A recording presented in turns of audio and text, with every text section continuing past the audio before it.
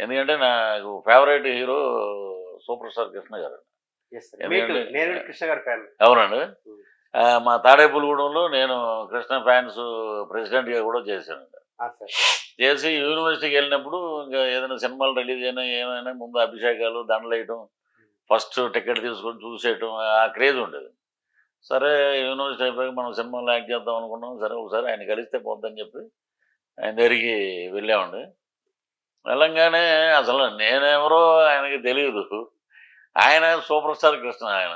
అవును. సరే రాగానే ఏమయ్యా నువ్వు తాడేపల్లిగూడెం ప్రెసిడెంట్ కదా, అంతమంది గుర్తుపట్టాడా? అంతకుముందు ఊటీ వెళ్ళి ఒకసారి దండేసి వచ్చేవాడు. బర్త్డేకి ఎవరి బర్త్డే ఆయన అక్కడ ఉండేవారు అక్కడ ఊటీకి. సరే అవును ఏంటి ఇలా వచ్చావు అని అడిగారండి. అడిగితే సినిమాలో యాక్ట్ చేద్దాం అంటే చదువుకున్నాం కదా, ఉద్యోగం చేసుకోవచ్చు కదా, ఎందుకు ఇది ఇక్కడ చాలా కష్టాలు ఉంటాయంటే, లేదు సార్ ఏదో ఒకటి చూడండి అంటే, సరే చూద్దాంలే అవకాశం ఉన్నప్పుడు చేద్దాం, హనుమంతరావు గారు నెంబర్ తీసుకోండి అంటే అప్పుడు పేజర్లు ఉండేవి సార్, పేజర్లు ఉండే ఆ నెంబర్ ఇచ్చి నేను వచ్చానండి. కరెక్ట్గా నెంబర్ ఇచ్చిన 6 నెలలకి నాకు ఒక టెలిగ్రాము మెసేజ్ వచ్చింది. రేపంతా మద్రాసు రమ్మన్నారు కృష్ణ గారు అని మెసేజ్. సరే ఇమ్మీడియట్గా ఎగిరికి అంతేసి ఒక 5-6 తీసుకుని నేను ఫ్రెండ్స్ అందరూ కృష్ణ గారిని చూశారు ఫోటో దిగాలని. సరే అందరం కలిసి చెన్నై వచ్చామండి. చెన్నై వస్తే మాకు అక్కడ ఏమి తెలియదండి అసలు, అది ఎక్కడ దిగాలి ఏంటి అనేది తెలియలేదు. స్టేషన్లోనే రైల్వే స్టేషన్లోనే రూమ్లో రెడీ అయిపోయి కృష్ణ గారి ఆఫీస్కి వెళ్ళిపోయాం. 8 గంటలకి వెళ్ళిపోయాడు. ఆయన 10ంటికి వచ్చారు. ఆయన వేరే ఏదో షూటింగ్ వెళ్తారంటే మేకప్ తోటి డైరెక్ట్గా ఆఫీస్కి వచ్చారు. పక్క జరగండి అని వాళ్ళు లోపలికి వెళ్ళనివ్వట్లేదు. ఆయన చూశాడండి వెళ్తా, గమనించాడు. ఆయన చూసి అక్కడ మన తాడేపల్లిగూడెం నా ఫ్యాన్స్ ప్రెసిడెంట్ ఉన్నాడు, ఆయన పిలవండి అన్నాడు.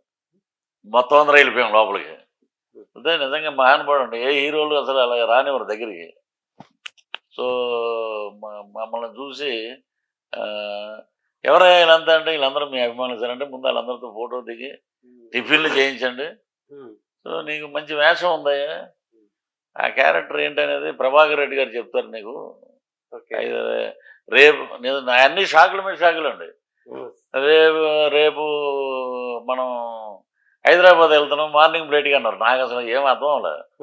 అసలు నేను ఎవడో ఏంటి, బస్సుకే టికెనా లేదు, ఫ్లైట్ అంటాడు ఏంటి అని బయటకు వచ్చి సరే అని చెప్పి బయటకు వచ్చి కూర్చోండి, మా అకౌంటెంట్ వస్తాడు అన్నారు. మేము బయటకు వచ్చి ఒరే నేను మన దగ్గర డబ్బులు ఎక్కడ ఉన్నారు ఫ్లైట్లో వెళ్ళటానికి అది అంటే, దాంట్లో ఒక ఫ్రెండ్ ఉన్నాడండి శాస్త్రి అని. లేదు వాళ్ళే తీసుకెళ్తారేమో అన్నాడు. సరే బయటికి రాగానే ఆ అకౌంటెంట్ గోపాలకృష్ణ గారు అని వచ్చాడండి. అది ఎందుకంటే మీ పేరు ఏంటంటే చెప్పానండి. చెప్తే ఇదిగోండి 5,000 అని ఇచ్చారు. ఇస్తే సరే టికెట్ కొనుక్కోటాగా అన్నాను. టికెట్ మేమే వేస్తాం, నువ్వు పని చేయి, నువ్వు ఎక్కడ ఉన్నారంటే ఎక్కడా లేదంటే ఇక్కడ బృందావనం హోటల్ ఉందని దాంట్లో దిగాను అని అంటే, సరే మీరు అక్కడ ఉండండి 5 గంటలకి కారు వస్తుంది దాంట్లో బయలుదేరు. ఇంకా రాత్రి అంతా పండగ అండి. ఇంకా నేను మా అమ్మగారికి 2 చీరలు కొనేసారు 5,000 కొనేసి, ఒరే మా అమ్మకి పెద్ద అమౌంట్ అండి. సరే 2 చీరలు మా అమ్మగారికి ఇచ్చండి, ఇలా కృష్ణ గారు పిలిచారు, ఫ్లైట్లో వెళ్ళిపోతున్నాం అని వాళ్ళు కూడా ఎయిర్పోర్ట్ దాకా వచ్చారు. ఇంకా అక్కడి నుంచి నాకు టెన్షన్, ఎలా వెళ్ళాలో తెలియదండి. ఒక ఐడి కార్డు ఒకటి పెట్టుకోమన్నారు. అది 10th సర్టిఫికేట్ అండి, ఐడి కార్డు 10th సర్టిఫికేట్. ఇదేంటంటే అక్కడ అప్పుడు ఇన్ని రెస్ట్రిక్షన్స్ లేవండి. ఎయిర్పోర్ట్లో రాగానే వాళ్ళు ఏదో చూపించారు, ఓకే అన్నారు, లోపలికి వచ్చాం. కూర్చున్నాక 3 సీట్లు ఆయన ఇండియన్ ఎయిర్లైన్స్, కృష్ణ గారు, విజయనగరం గారు, నరేష్ గారు, ముగ్గురు. అటుపక్కేమో చలపతిరావు గారు, నేను ఆయన చూసి, సార్ మీరు సినిమాలో వెళ్ళను కదా, ఏ ఊరు అనేది అని అంటే ఎలాగనండి. కృష్ణ గారు నవ్వుతూ మాట్లాడటం, చాక్లెట్లు వచ్చినాయి, చాక్లెట్లు సరే ఏమన్నా డబ్బులు ఇవ్వాలి దీనికేనంటే తీసుకుంటానండి. ఇన్ని తీసుకుని చేయలేదు. అది ఒక షాకు. ఆయన చూస్తూ అలా ఉండిపోయి దిగాక నేను ఎక్కడికి వెళ్ళాలి, కృష్ణ గారు ఏదో కార్యక్రమం అన్నారు. ఆయన ముందు సీట్లో కూర్చొని వెనకాల మేడము ఆయన కూర్చున్నారు. పద్మాలయ స్టూడియోస్ కూర్చొని దిగాము. నా బ్యాగ్ తీసుకున్నానండి. ఏదో హనుమంతరావు ఇతను నా మేకప్ రూమ్ ఉంది కదా, నెంబర్ 2 అని అయిందండి. ఉమ్. బ్రహ్మాండమైన రూమ్ అది. అవును.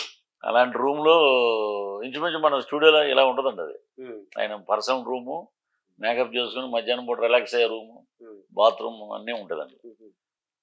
నేను షాక్ అండి ఆ రూమ్లోకి వెళ్ళి. మళ్ళీ వేరే ఏదైనా చెప్పాడా ఆయన ఉమ్. అని చెప్పి నేను వెళ్ళి రెడీ అయ్యి కృష్ణ గారు వస్తున్నారు కూర్చున్నాను.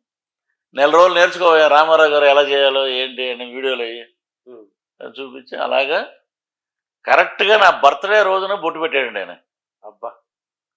నెల రోజులు లిటరల్గా ఆయన ఉంచి ఉమ్.